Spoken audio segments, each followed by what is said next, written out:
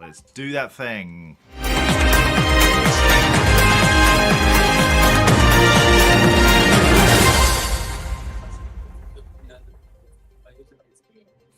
Happy New Year! Happy New Year! Woo! And welcome to 2025 and the EV Café News. We're back, and how the devil are you? Now then, today I'm lucky enough to have the Muppet Show in the house. We've got Paul Kirby, Sarah Sloman, and Sam Clark. Tell us, Paul, how was your New Year? My New Year was very calm. We had a number of younger friends from a younger generation over, and we asked nice questions of each other while they quietly got drunk, and that was it. Yeah, it was. Well, I don't know if you've heard this game, Cards Against Humanity. That should be banned in every country ever, but it can be quite amusing at times. All I have to say, Paul, the best card is your mum. Anyway, let's move on. Sam and Sarah, you spent New Year together. We did indeed. It was lovely. No. Yeah, just before we came on air, we went for a little night hike with the kids, which was amazing. And then just saw the night out. It was great fun. It was good fun. We got all the way through the evening. We too had a much younger generation in the house, but it wasn't a slog at all. We almost missed countdown at the end. Yeah, we did. We went to the pub for an hour as well, so that was fun. Yes. Good effort. Now then, how was your festive period out there in the internet? Out of 10, come on, you tell us. Mine was about a 6. I haven't been too well, so I've been carrying some sort of bug or other, which took the shine off. But, that was, other than that, all good. My Christmas lunch was chef's kiss, and New Year was quiet. I think it's fair to say. So let us know how you got on. Any big surprises? Any lovely things happened to you? Should we grab a cuppa? Should we plug in? Should we see what's happening in zero emission transport this week? Oh yes, we shall. And coming up, a TRL, Transport Research Laboratory report, highlights the fleet barriers to electric van take-up. Paul, Sam, be on standby. We're coming to you for that one. A new report suggests that 1 in 3 drivers will give up petrol or diesel cars next year. We'll have a chat about that one. The UK needs to ban full hybrid cars by 2030 or face a net zero catastrophe, says a motoring body. Sarah, you're up for that one, and that is a really interesting story. More on that in a minute. And then Sam, I think we've got you down for this one. Cross-pavement charging. We look at the latest UK government guidance. And this wasn't a story. I've written this one myself. So taken the latest government guidance and just to wind you up, have put it in at number 4. So, shall we crack on? Let's. The government has published a report that outlines the enablers and barriers to electric van adoption. It's based on research by TRL, the Transport Research Laboratory, commissioned by the government to better understand the driving and charging patterns of van fleets and the barriers to uptake of electric vans and smart charging technology. Overall, the operators and drivers who participated in this research were supportive of electric vans in theory. Despite this positive outlook, several barriers to uptake were found, including current van models don't provide the ability to travel the daily distances required without being recharged during the working shift, being unsure as to whether the advertised range of vans was accurate for their payloads, and struggling to access demonstrator vehicles to test this for themselves. That's interesting, that last one. Businesses just aren't seeing the value of electric vans in sufficient quantity. How can we all positively influence the perception of the humble but mighty electric van? Pablo, let's come to you first. Your area of expertise. What do you think? Is a key area for the whole of society that we get this right, but at the moment there's some challenges. I think what we've got to remember is the van does a job. It's got to do the job that it's required to do to meet the business requirements, to deliver the goods on time, to meet the needs of their customers. It's really critically important. So if we can't give, and I'm going to take responsibility here as an industry, if we can't give the drivers the confidence and the certainty around, particularly, and it's a thing I've banged on about a lot, is the predicted range. We need to give much better clarity on the predicted range for and what payload those are measured at and all of that kind of stuff, to give people insight that they can rely on. Because the reality is, in most cases, and the average mileage is certainly below 150 miles and probably nearer 100 miles a day, and even less in some cases, the vast majority of vans are able to meet the need of the daily use. But confidence is key. And then the second thing I think that is really critically important from this report that really cleverly highlights the key barriers is that ability to drive the vehicle, bums on seats, test them in their own scenarios, put the weight in that they require, and then go and drive their day. And experience it, because the majority of cases will never need to go to a charger out in the public domain at all. It will happily handle the weight, because the weight is not so good going up a hill, but also very good going down a hill. So there is swings and roundabouts, or hills and troughs, or peaks and troughs. So that makes the difference for the drivers. It's a good report. It's helpful. Dealers, manufacturers, we need the demos on the market so that people can experience them. A lot of good stuff coming this year as well. Sort of new products coming to market. Some really credible vans out there. Let's get them out en masse. Let people try them and make a difference that way. Paul, do you have any sense of why demonstrator vehicles are a struggle to get for people to try? Do you know what? I think the dealers are actually scared of owning them. They don't know what they're going to get value for them second hand. They're struggling with that. There are demonstrator programs. They're costly.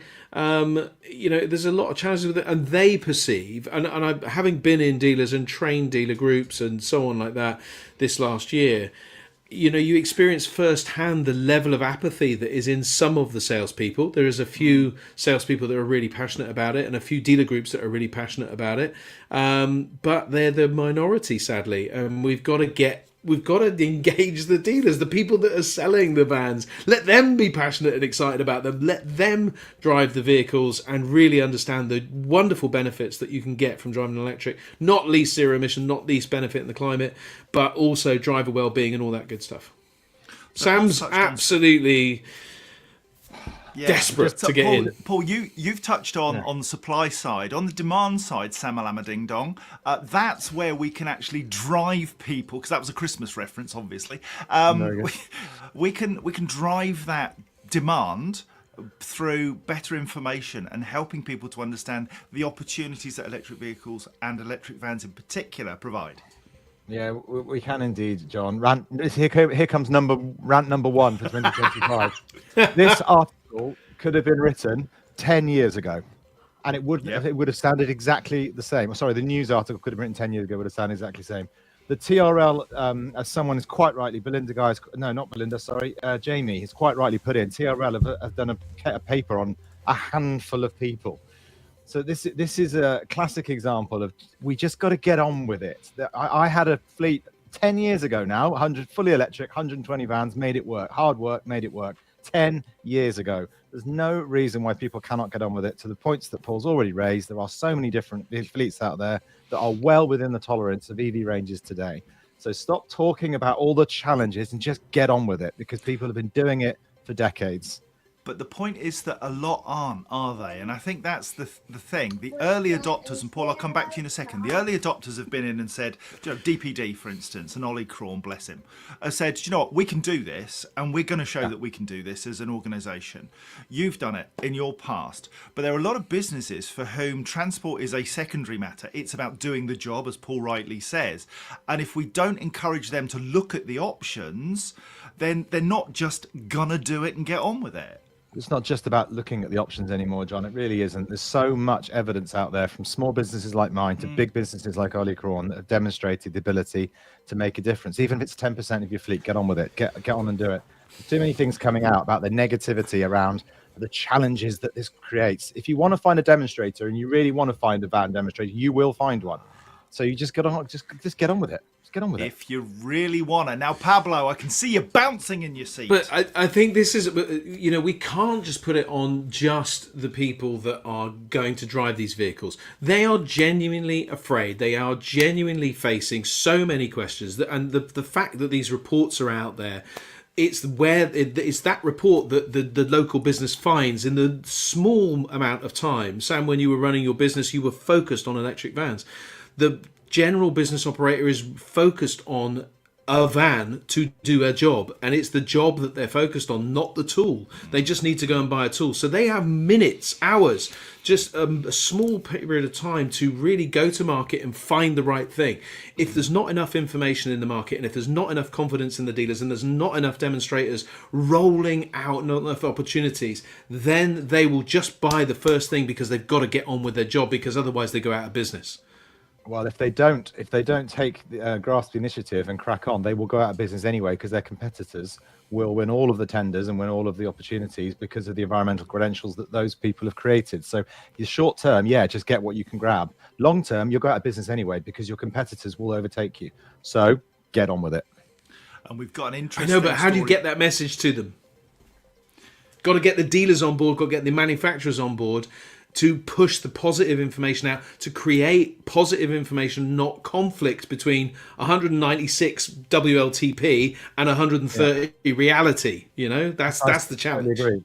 Yeah, which is why negative rhetoric TRL reviews with a handful of people achieve no benefit other than just continue the negative rhetoric. What we need to do is report showing all of the positive things that people have done, and in SMEs and big businesses that have shown that it's possible, rather than this teeth-sucking exercise.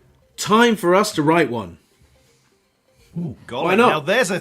Now, Sarah, you're the expert in strategy. Come on, then. If we were to write a paper, which of course we've done and supported the BVRLA and others in the van plan. The van plan, yeah. What more needs to be done to help encourage fleets? What written word, what communication can we put together? What strategy do we need to accelerate this transition in the commercial vehicle space? I think there's an element of needing to be seen. Not all fleet is the same, and we're tarring lots of people with the same brush here, particularly depot-based charging fleets. That seems achievable. That is what I would consider now a lower hanging fruit than 3, 4, even 5 years ago. The ones being ignored, if you look at the Office for National Statistics, 4.5 million people consider themselves to be self-employed. Most of those people have a vehicle or two to run. And if you look at the housing stock of the UK, we're reaching that point where not everybody can charge at home. And so they're facing a tougher commercial model. So working hard to make sure that refueling on the go is easy, quick, affordable, even if it's a one-off during a day. But we know that people tend to graze in vans. We know that it's a 15, 16, 17 minutes stop and top up and charge and go. That's what we're seeing from the data coming out of cities. And this TRL report, I agree, data set's too small, but the organisation is good. TRL's been around for 25 years, and they are always at the heart of these transport decision-making, evidence-based gathering sessions. So maybe we just team up with them. Perhaps we go to them and say, your data set is tiny. Why didn't you come to someone like us so we could put you in touch with many, many more people? Well, it's interesting, Sarah. The other Sarah Gray, has just challenged us. Write the paper! She said, please. How nice. We might be knocking on your door, Sarah. Both Sarahs, indeed, to see how we might do that. Sarah, you're on. You get beyond reports. You get beyond those statements. You get even beyond the things that we can do. You have to go try it. It's bums on seats. It is having the stock available in the dealerships. It's having the knowledge in those dealerships to help people as they transition from where they are to where they need to be. Shall we do some shout outs? Oh, yes. Lots of shout outs. Sam keeps smiling. He's been practicing over Christmas. I've seen Yay, happy Sam. He's spent too much time with Sarah. That's the problem. Yeah, that's true. No, that's why he's smiling. Yeah. Oh, yeah, that could have gone the other way, couldn't it? Yes, couldn't it just? Right. Daryl Sharp, first thing this morning. Kick the doors in at 6:47. Happy New Year, all. As 2025 starts, it's great to have a constant like this every Friday. It gives us a little focus. Also, It's just fun. Just funner! Two funners in a show. Oh, yes. Gary Comerford, morning, mate. Lovely to see you. He's got a cough. He's feeling a bit gruff this morning. Bless his little heart. Jamie Fretwell from VW Trucks. Hello, my gorgeous boy. Vans. Is he? My apologies. VW Vans. He's a van man. He's a van man. Now then, Go on, Jamie. Is Jamie Fretwell the tallest van man in the UK? There's a question. Certainly not you, Kirby. Dean Hedger comes close. Dean Hedger's a van man at his heart. So, yeah, he comes close. Stretching it a bit. If you're Stretching if you're solely in the van industry, can you top Jamie Fretwell's, what are you, 6'5.5", Jamie, something like that? Not so sure. We talk about height an awful lot on this programme. Shall we move on? Let's talk about waist measurements. I win. Yeah, can we not talk about waist? Get on the shout measurement. Shout outs. I was And texting Sarah- Jamie Fretwell last night, and he and I both have had to buy. Actually, just me. I've had to buy new jeans. I'm not going to drop him in it.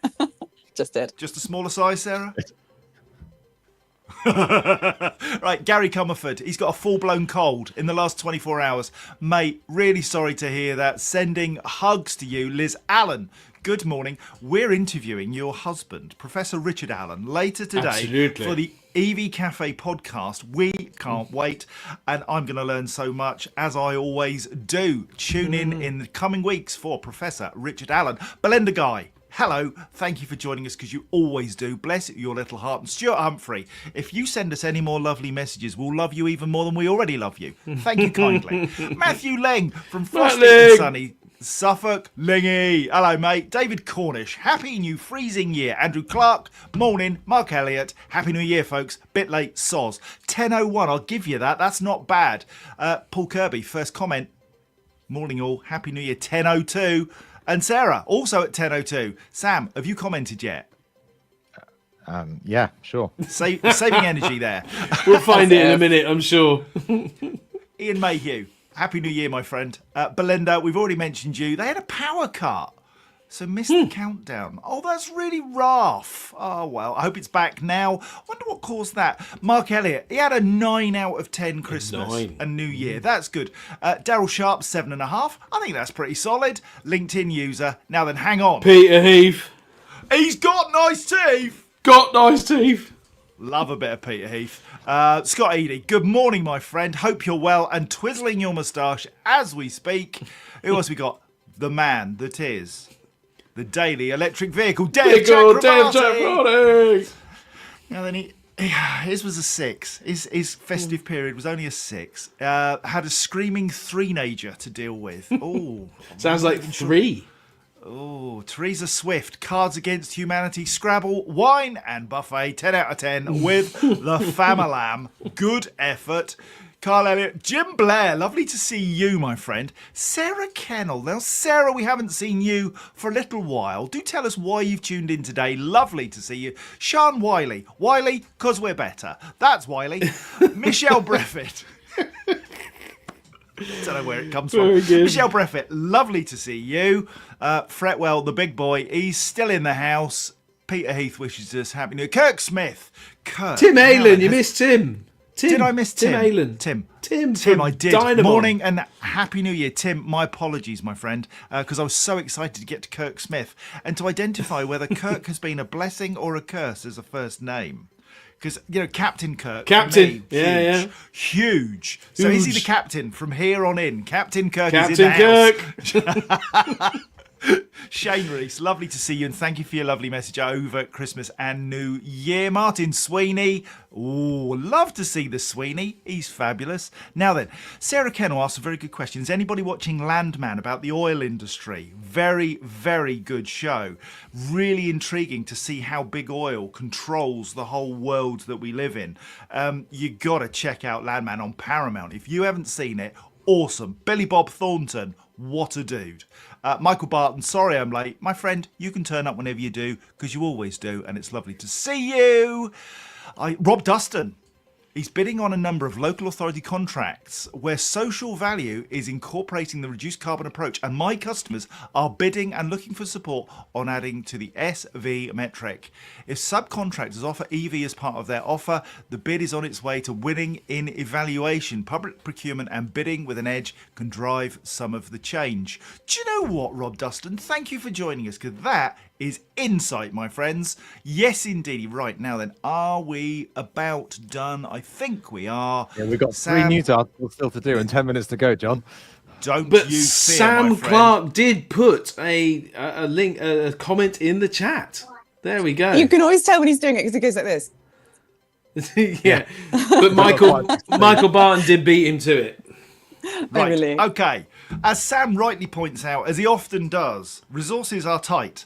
And we need to crack on. The allure of electric cars is gripping UK motorists with a quarter, reportedly considering an EV for the next purchase within the following year. Recent research highlighted that 1 in 3 UK drivers might opt for an electric vehicle as their next car, with 31% expressing openness to the idea. And this is a survey of 1,000 people. So that's a pretty tidy number. The main driving force, and this is the interesting thing, behind this shift appears to be sustainability. A whopping 74% of those interviewed want to reduce pollution and be more eco-friendly. Sarah, that's a massive shift. Because, you know, we've been working with Green Fleet and our own work out with the EV Café Village and so on. And over the years, we used to see people saying it was all about money saving and saving money. And now 74% are actually getting the message that clean air and reducing the impacts on climate change are seriously important. Yeah, it comes back to me for the why. Why do we do it? Why do we do it? Why do we do it? And you're right. Even back in the day when we were trying to sell electric cars purely on cost savings, I was trying to move us away from doing that because I foresaw that was not going to last. These grants were too good. The price of electricity was so low. Only 4 years ago, Gary Comfort was saying it was 9 pence he remembers paying on an open network, on a public charge point network. Those days are gone. This is about doing the right thing for the environment, for cities, for clean air. And Paul, you said it on our New Year's Day podcast. This is our opportunity to make a meaningful impact to something that we can all benefit from. And that is making sure that our children are growing up in clean environments. What's more to love? Really interesting thing just come through from Shane Rees. Results on the Christmas and New Year utilisation highs and lows are in. Christmas Eve for charger utilisation was good. New Year's Day was the worst. Interesting. There's a link in his comment. Go and have a look. That's a really interesting stat. I'd like to hear more about that. Anyway, Britain needs to press ahead with a ban on the sale of new hybrid cars with no plug from 2030, or risk taking a catastrophic misstep on the road to net zero. Ministers have been warned. Cars such as the Toyota Prius, which charge a battery from an internal combustion engine, need to be excluded from the list of vehicles sold in the UK from 2030, or there will be a profound fall in confidence in the government's commitment to electric motoring. The DfT will ban the sale of new cars powered solely by internal combustion engines from the 1st of January. It's consulting on what other types of new cars, such as full hybrids, can be sold between that date, 2030, and the end of 2034, after which all non-zero emission new cars will be prohibited. Now, I didn't know, to be really honest, that full hybrids would continue until 2034 under the current legislation. I thought because they are purely internal combustion engine fueled, they would be banned. They're not. And that was the first thing that came out of this story. Second was that there's a really difficult thing going on where, you know, this is real jobs. If we do this, if we ban full hybrids before 2034 and ban them at 2030, there will be a huge commercial impact. Let's look at the numbers. Burniston. Has anybody heard of Burniston? Any idea where it is? Paul, Sam, Sarah? Nope. No, Derby.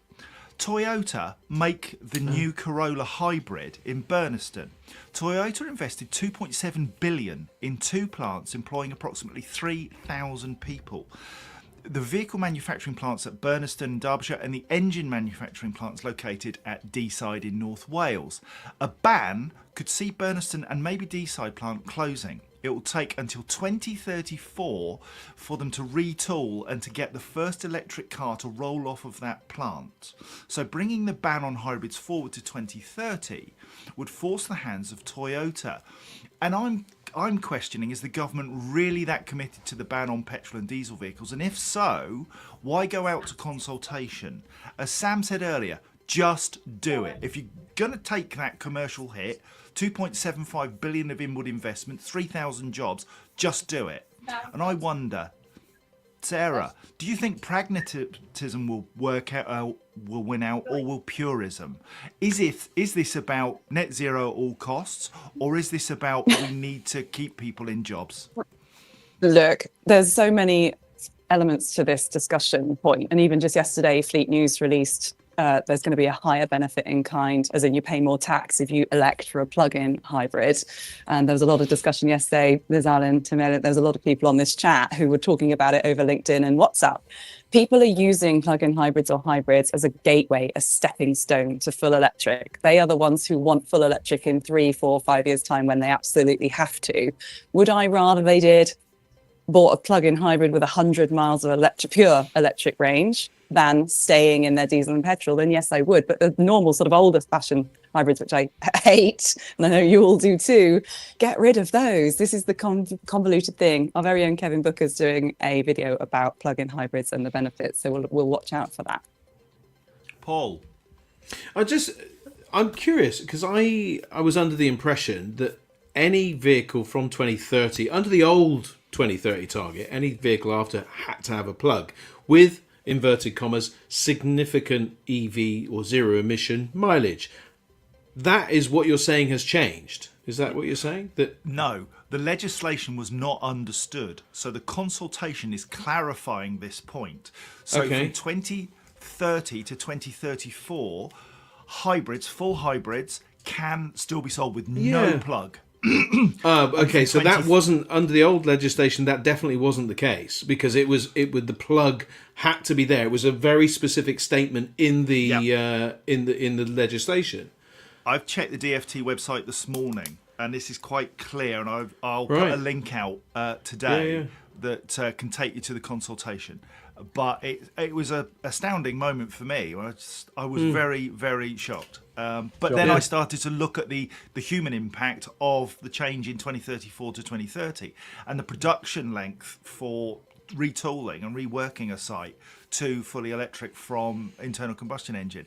And, this is the real world stuff that we all need to consider when we're making that transition. Sam, I can see you. I was just going to say, John, your example with Toyota, bear in mind that, there's certain vehicles, Japanese vehicles, that have had their day and they had their time in the sun. Prius was one of them. Mitsubishi Outlander, PHEV was another.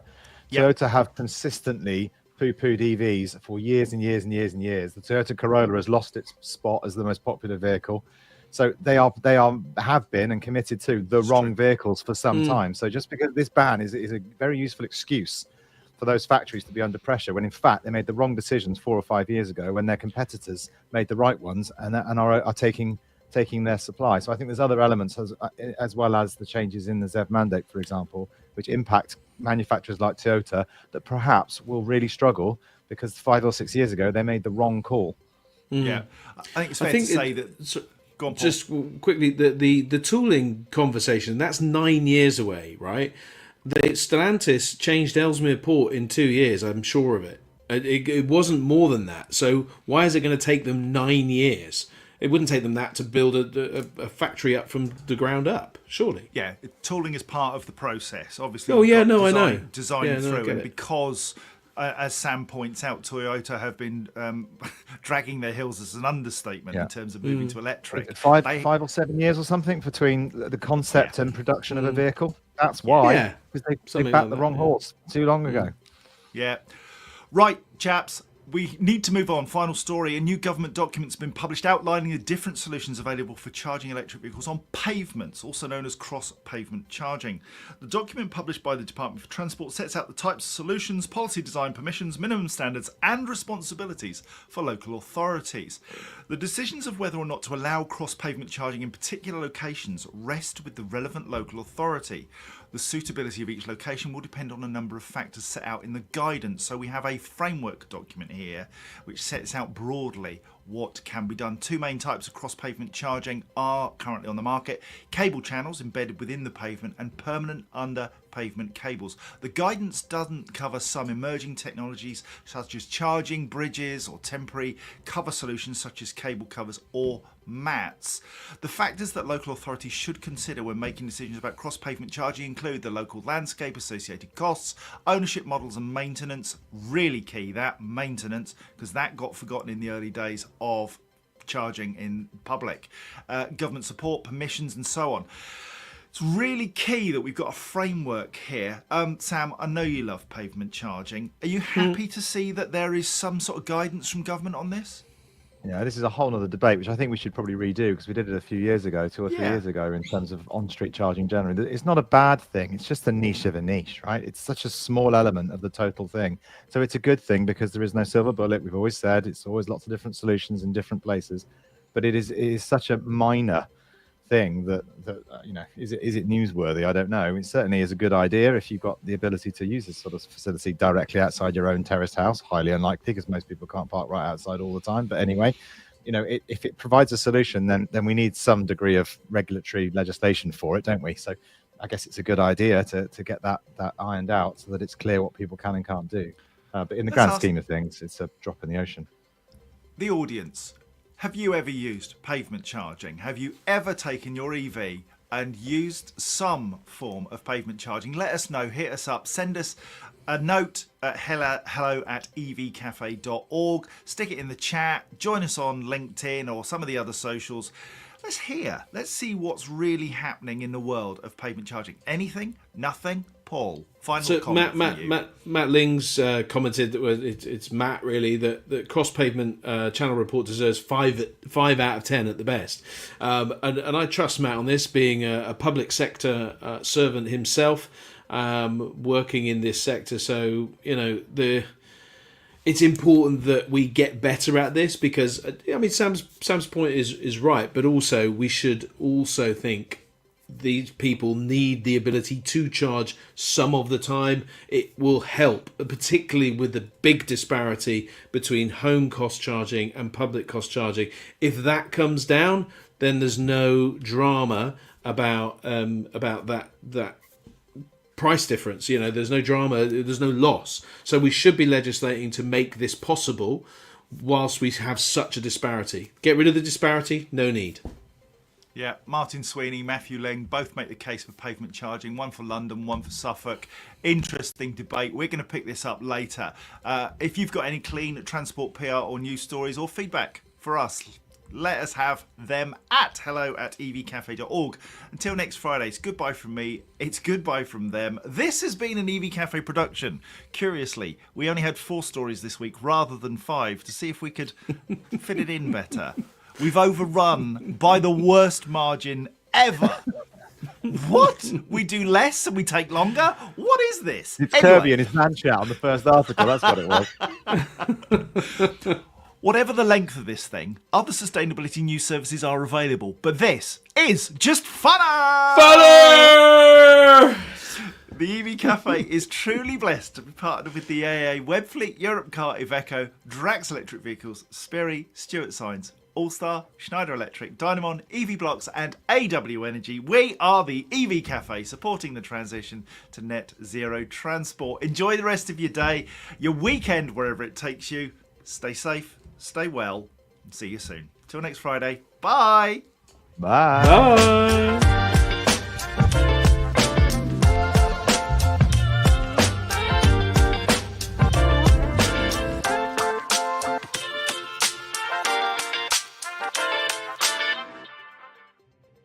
Some lovely comments. Bless people.